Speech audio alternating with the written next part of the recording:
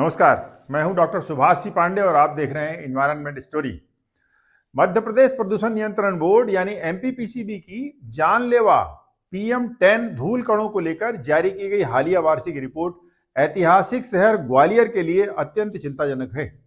Report में मध्य प्रदेश के कुल 55 जिलों में ग्वालियर सबसे फिसड्डी पाया गया है, यानी प्रदेश का वह जिला जहां के लोग पूरे राज्य में सबसे ज्यादा धूल खा रहे हैं। ध्यान रहे, यह सरकारी सालाना रिपोर्ट है, यानी एक दो नहीं बल्कि 2023 और 24 के पूरे साल ग्वालियर जिले के लोग सबसे ज्यादा धूल खाते रहे। PM10 धूल कणों का भारतीय वार्षिक मान 60 माइक्रोग्राम प्रति क्यूबिक मीटर है, जबकि ग्वालियर के लिए यही मान 133 है। इन खतरनाक धूल कणों की मात्रा भारतीय मानक नॉक्स में दी गई अधिकतम सीमा के दुगने से भी ज्यादा है। किंतु यदि अंतर्राष्ट्रीय मानक WHO की नजर से देखें तो ग्वालियर में धूल कणों का यह मान लगभग 9 गुना अधिक मिलता है, जो कि बहुत अधिक चिंता की स्थिति है। यहां यह बात गौरतलब है कि सरकारी रिपोर्ट में हमेशा बहुत झोल होता है, बहुत सारे लूप होल्स होते हैं और राजनीतिक दबावों के चलते रिपोर्ट बनाते समय अक्सर जरूरी सावधानियां भी नहीं ली जाती। इसलिए वास्तविक जमीनी हकीकत तो निसंदेह इस सरकारी रिपोर्ट से भी बहुत ज्यादा खतरनाक और खराब होगी। PM कणों का मुख्य स्रोत CND वेस्ट है, यानी कंस्ट्रक्शन एंड डिमोलिशन वेस्ट, और यह डेवलपमेंट के नाम पर नियम विरुद्ध साल भर हो रहे निर्माण कार्यों, सड़क की धूल, भूसा और जगह जगह कचरा जलाने से उत्पन्न कार्बन ब्लैक बनने का खुला प्रमाण है।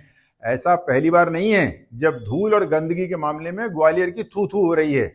इसके पहले अभी इसी माह केंद्र सरकार की स्वच्छ वायु सर्वेक्षण की रिपोर्ट में भी पूरे मध्य प्रदेश में सबसे गंदा शहर ग्वालियर पाया गया।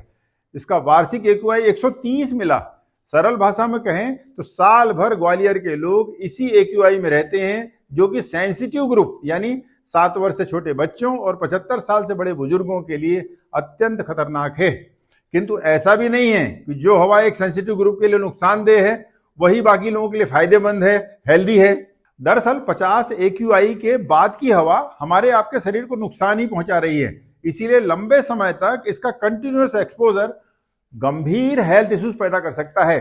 पहले केंद्र सरकार और मध्य प्रदेश गवर्नमेंट की यह अलार्मिंग न्यूज ग्वालियर के लोगों के स्वास्थ्य के लिए जितनी प्राणघातक और चिंताजनक है, उतनी ही ग्वालियर के नामी गिरामी नेताओं, ब्यूरोक्रेट्स और मीडिया पर्संस के लिए भी शर्म की बात है। यह रिपोर्ट ग्वालियर स्थित विभिन्न वैज्ञानिक संस्थाओं, यूनिवर्सिटीज और कॉलेज के उन तथाकथित विद्वानों को भी एक आईना दिखाती है जो दिन भर रिसर्च पेपर और हेल्थ और हाइजीन की बातें तो करते हैं, किंतु वास्तव में जमीन पर उनका कोई सामाजिक योगदान नहीं होता।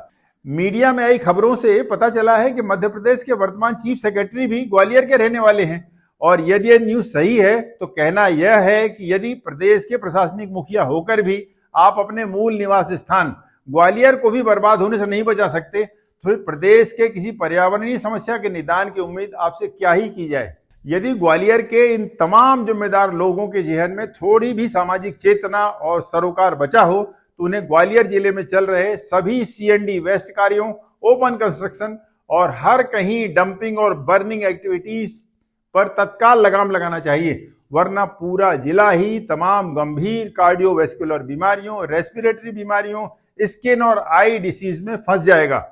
तो फिर अब होगा क्या? होगा यह कि सभी साधन संपन्न लोग अपनी जिम्मेदारियों से भागकर ग्वालियर से बाहर पलायन कर देंगे। फिर वह देश या विदेश में बाहर किसी कंफर्ट जोन में बैठकर सोशल मीडिया पर अपने घड़ियाली आंसू बहाएंगे और तमाम इम्प्रैक्टिकल सुझावों को भेजकर सारे पुण्य कमा लेंगे। इसी कंटिन्यूएशन में यह जानना भी बहुत रोचक है कि मध्य प्रदेश का कौन सा जिला धूल और प्रदूषण मुक्त यानी सबसे स्वच्छ पाया गया। 55 जिलों की सूची में PM10 धूल कणों के वार्षिक एवरेज के लिहाज से सबसे स्वच्छ जिला मैहर पाया गया है। भारतीय वार्षिक मान 60 की तुलना में यहां का मान 38 माइक्रोग्राम प्रति क्यूबिक मीटर है। मैहर जिले के रहवासियों के लिए निसंदेह यहाँ की साफ और हेल्दी हवा एक गौरव और संतोष की बात है। हालांकि मैहर वासियों को अंतर्राष्ट्रीय मानक WHO के स्टैंडर्ड 15 माइक्रोग्राम तक पहुंचने में अभी और गंभीर प्रयास करने होंगे। तो आशा है आपको हमारा यह इंफॉर्मेटिव वीडियो अच्छा लगा होगा।